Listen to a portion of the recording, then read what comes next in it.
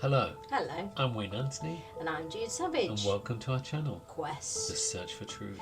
And in today's episode, we're going to be discussing with you A Ouija boards. good or bad, Real or fake? guided or deceived.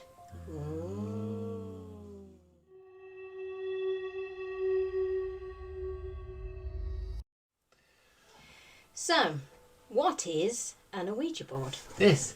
Or a Ouija board, however you want to say Oh, it. so many people say it so many different ways, don't they? Spirit board. Talking board. Yeah, and this is a kind of example of one. There's many different types, and you get the board, and it's got the alphabet. It's got hello, goodbye. You got the planchette. The planchette, yeah, which is goes I think around the board. it's French for something. I think it means little something or other. Can't remember. Fascinating.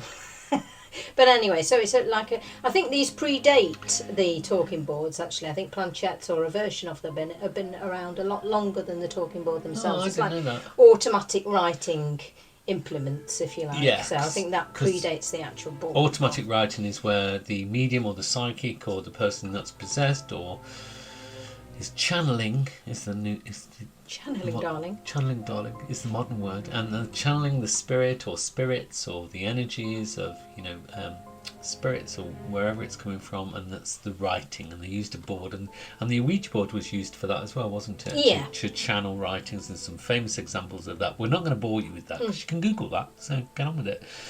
But what we are going to discuss is, are they good or are they bad? Well, that's the thing, isn't it? I mean, are they real or are they fake? Are they, like we said, guided or deceived?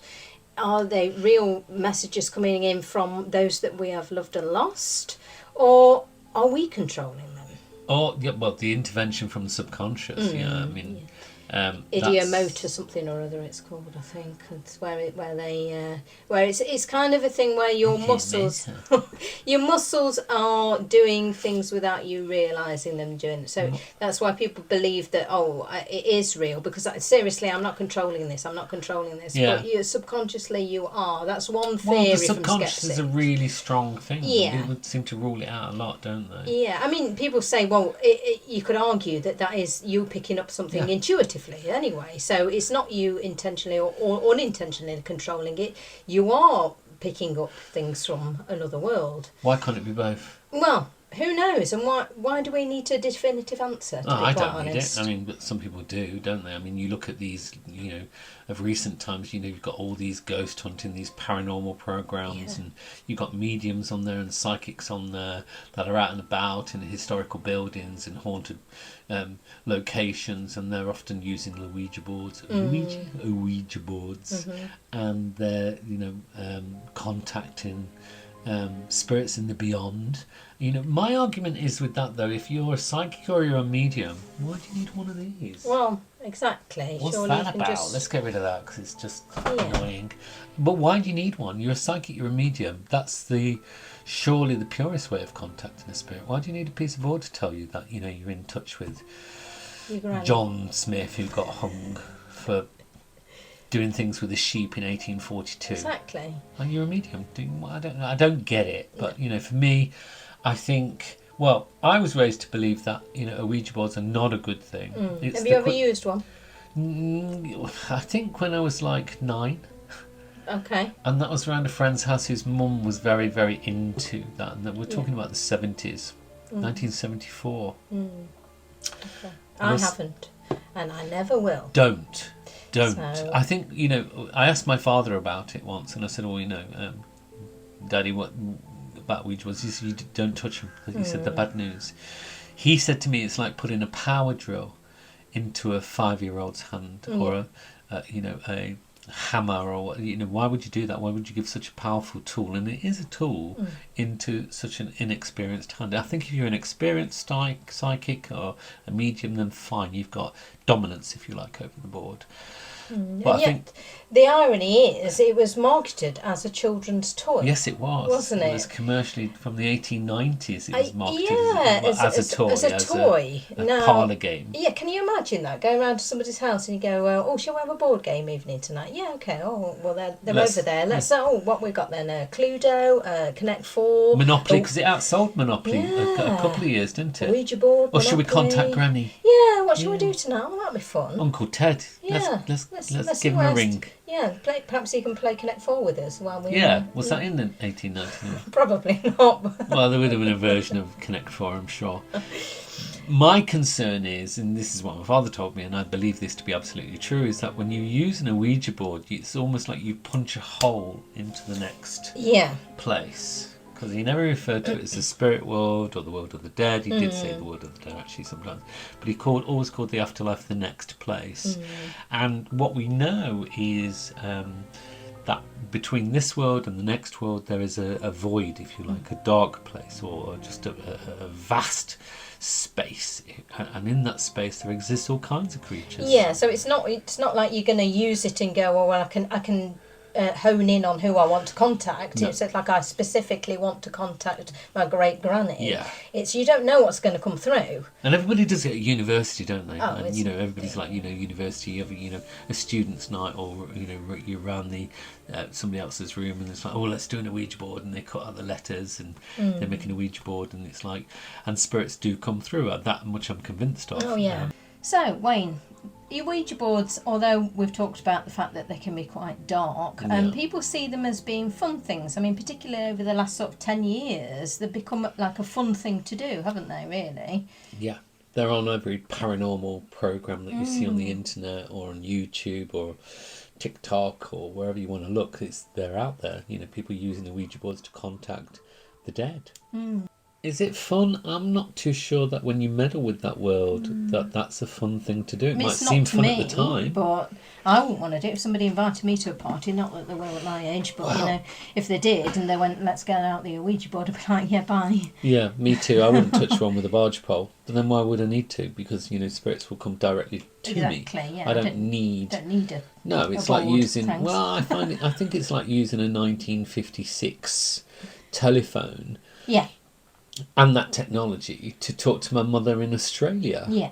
In that, why would the world moved on? Abilities moved on, but we're much more open to things. I just find it's just all that kind of it's popular. Yeah. It's people want to know. I won't mess with one because, like I said previously, I think there's a ritual. If you want to know the ritual, let us know because we'll tell you. But in short, the short version is you open the board, you invite the spirit in.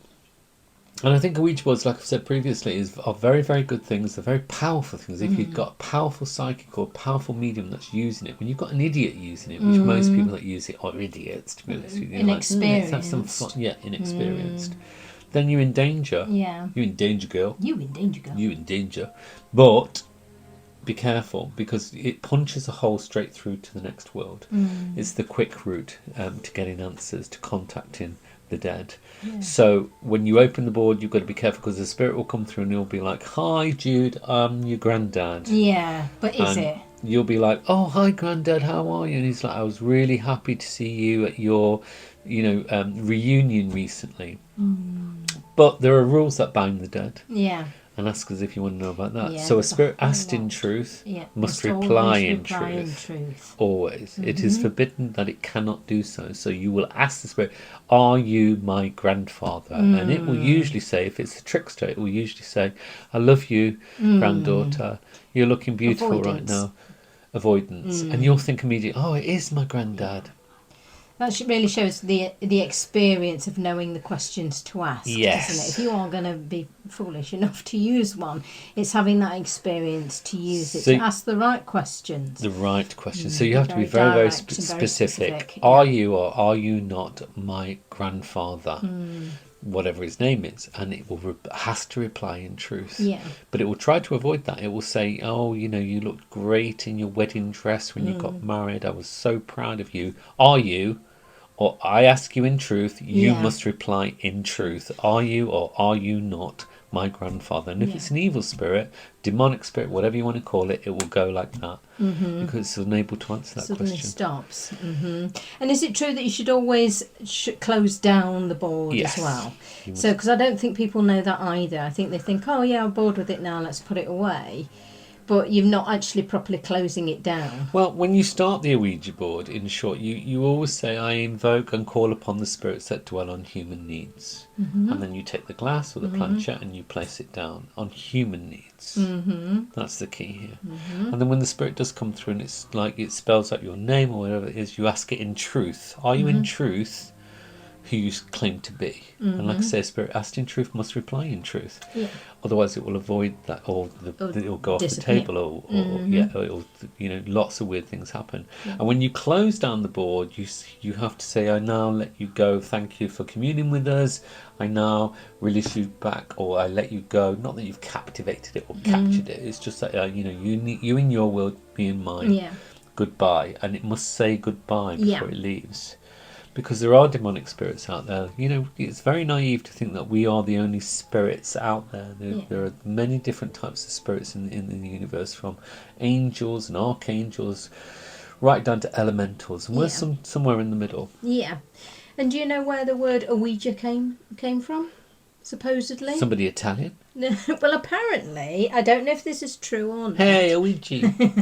Well, it's Luigi. Oh. Apparently, they asked the board, whoever invented the board, we're trying to patent it or patent it, and they asked the board, what would you like to be called? And it apparently spelled out Ouija. And they said, what does that mean? And it went, good luck. Oh, I thought it was truth. Or truth. Yeah, well, there's different versions of where this came from. Good luck if you use one. But, so who knows? There are so many horror stories out there about people using the Ouija. Watch the films. I mean, we've documented it in films about, and they're never good, are they? I mean, Hollywood got hold of it. Yeah, didn't they I think did. they got hold of it in the 20s, didn't they? Yeah, and it's become, it's part of a horror movie now, isn't it? So it's never a good thing. It's always a bad thing coming through. I mean, there's some interesting versions, like in the film The Others. That's a really interesting way. Well, I think that's a lot more automatic writing. I think, if you look at Hollywood as well, when they showed psychics or mediums using the Ouija board, they're very powerful psychics and mediums that are using them. They're not like novices that come along and go, oh, are you there, Granny? Yeah. They're not. They're powerful mediums that are using them. And I think if you're gonna use one, then fine, get on with it. But let the consequences be on your own head.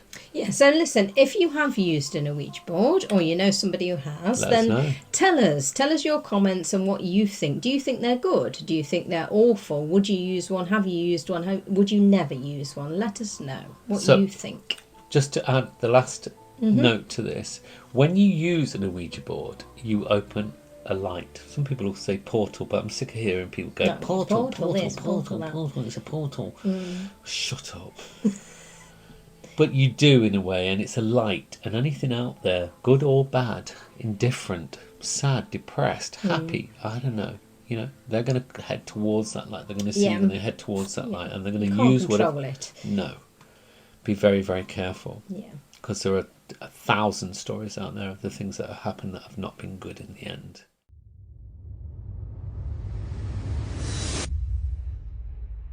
So, if you're looking to explore the subject further, then let us know. In the meantime, we look forward to seeing you on our next episode. Bye for now.